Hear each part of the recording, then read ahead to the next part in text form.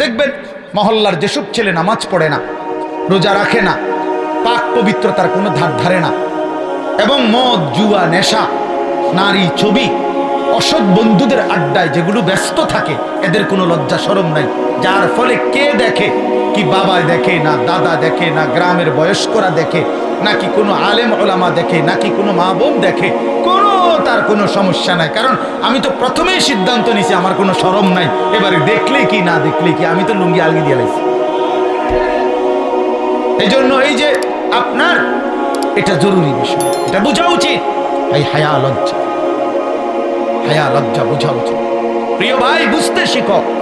আমি হয়তো শক্ত বলি, আমি একটু কঠোর বলি আর কি, কিন্তু বাস্তবতা হলো তোমার ইনসাফ কি বলে, তোমার বিবেক কি বলে, ইনসাফ কি বলে। এই জন্য আল্লাহ তাআলা বলেন, বান্দা আমি তোমারে ওয়াদা দিলাম।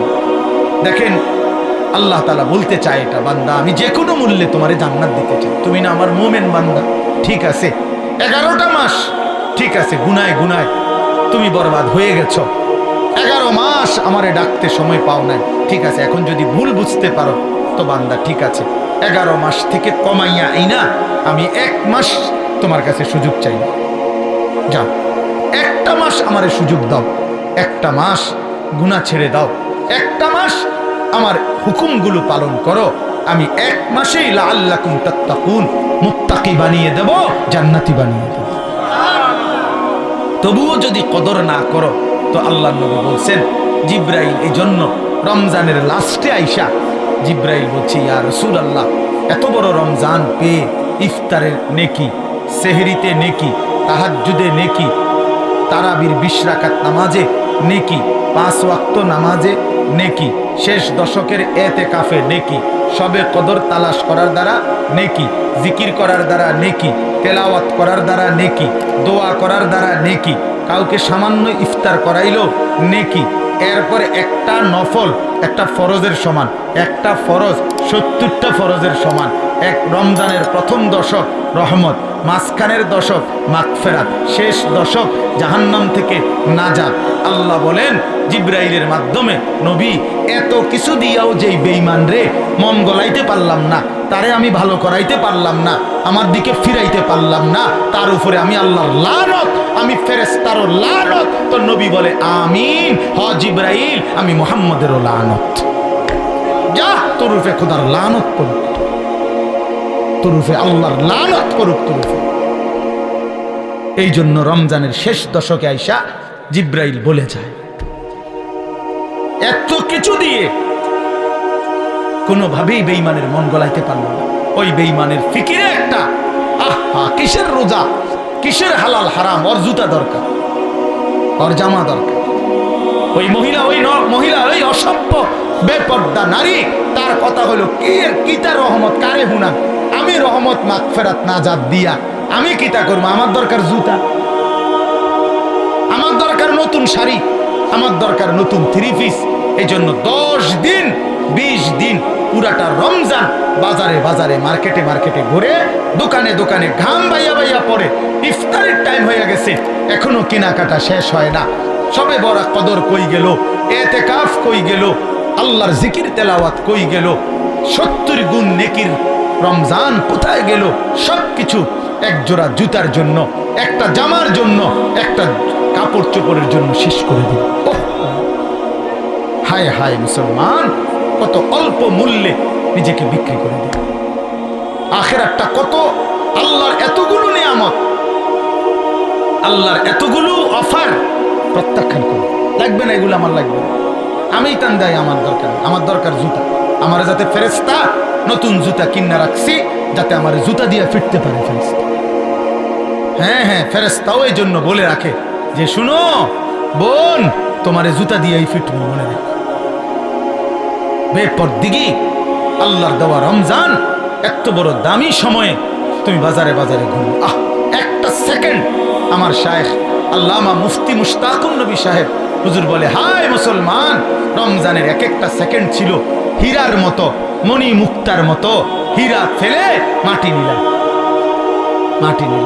এক জোড়া জুতা তো আগেও কিনতে আসতো, কখন কিনা যায় না, কথা বলেন না কেন? এখন বাজারে তো কোনো জুতা নাই, এখন বাজারে তো কোনো থ্রি পিস নাই, এখন বাজারে তো কোনো গহনা নাই, কিছু নাই বাজারে এখন। তো তাইলে এখন কিনা যায় না? এখন কিনা যায় না? এই জন্য এখন ফিকির করে, যদি দরকারি হয় কিনার অসুবিধা নেই, কিনেন। হালাল কাপড় কিনা তো না জায়েজ না, তো এখন কিনেন। এখন আমি গতকালকে আমার পুরা ফ্যামিলির যার যা কাপড় পাঞ্জাবি, আমার আত্মীয় স্বজন ভাই বেরাদরদের মধ্যে এবং আত্মীয় স্বজনের মধ্যে যাদের যা কাপড় দরকার বিবি লিস্ট করে দিছে, একসাথে গতকালকে ঢাকা থেকে 27,000 টাকার কাপড় সব কিনে দিছে। খালাস করলো, খালাস সব একের বাচ্চা কাচ্চা বুড়া গাড়া জিরো সাইজ সব কিনে বলছি, এগুলো আবার সিলে এলাম। ঈদের কেনাকাটা শেষ। বুঝাইতে চাইলাম ইচ্ছে করলে সম্ভব কিনা, বলে ইচ্ছে করলে সম্ভব কিনা? না, আমাদের বয়স্করা বাবারা স্বামীরা বেডিতে বাজারে পুরা ডাইরেক্ট বন্দুক দিয়ে দেয়, যা তোরে ছাড়িয়ে দিলাম। প্রত্যেক দিন বাজারে যায়, আজকা জুতা, কালকা শার্ট, পরশু জামা, একটা একটা করে কাপড় কিনতে, একটা একটা জুতা কিনতে মহিলা বাজারে বাজারে ঘুরে। রাহা রমজান তাইলে কার জন্য? রহমত মাগফিরাত কার জন্য? নাজাত কার জন্য? বলেন কার জন্য? কার জন্য বলেন? আফসোসের বিষয়, আমরা যদি কদর না করি তো মুমিন, আমরা যদি কদর না করি কার জন্য বলেন? ইনসাফ করে বলেন, ইনসাফ করে বলেন। মাহে রমজান তাহলে কার জন্য? আমাদের জন্য না? কথা বলেন না কেন? আমাদের জন্য কিনা বলেন? অতএব দয়া করে বুঝতে শিখি। আল্লাহ তাআলা বলছেন, ইয়া আইয়ুহাল্লাযীনা আমানু কুতিবা আলাইকুমুস সিয়াম কামা কুতিবা আলাল্লাযীনা মিন ক্বাবলিকুম লাআল্লাকুম তাত্তাকুন। আল্লাহ তাআলা বলেন, হে ঈমানদারগণ, তোমাদের উপরে রোজা ফরজ করা হলো যেমনটা তোমাদের পূর্ববর্তীদের উপরে ফরজ করা হয়েছিল। কেন? লাআল্লাকুম তাত্তাকুন, আমি তোমাদেরকে মুত্তাকি বানাইতে চাই, মানে জান্নাতি বানাইতে চাই। তাহলে রমজানকে কদর করলে কি মিলবে? জান্নাত মিলবে। বলেন না কি মিলবে? আবার বলেন কি মিলবে? জান্নাত। এই জন্য নওজোয়ান, কিশোর, তরুণ, বয়স্ক, বাবা সবাই মিলে সিদ্ধান্ত নেন, ইনশাআল্লাহ এবারের রমজান হোক পরিবর্তনের রমজান। বলেন ইনশাআল্লাহ, বলেন ইনশাআল্লাহ। আপনাদের কাছে অনুরোধ আমার বাবা, আমিও আপনারাও সবাই মিলে যার যেই গুনার অভ্যাস মাহে রমজানে ছেড়ে দেন। সিদ্ধান্ত নেন, এখন থেকে প্রস্তুতি নেন, এখন থেকে আল্লাহর ইবাদতে লেগে যাবেন।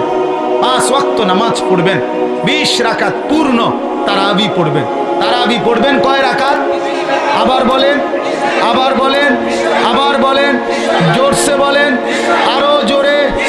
জোর হলো না, জোরে জোরে। 8 রাকাত কোনো তারাবি নেই, 8 রাকাত কোনো তারাবি হয় না। বলবেন সোজা কথা, তারাবি কয় রাকাত? হ্যাঁ, অতএব মেহেরবানি করে 20 রাকাত পূর্ণ তারাবি পড়বেন। বলেন ইনশাআল্লাহ।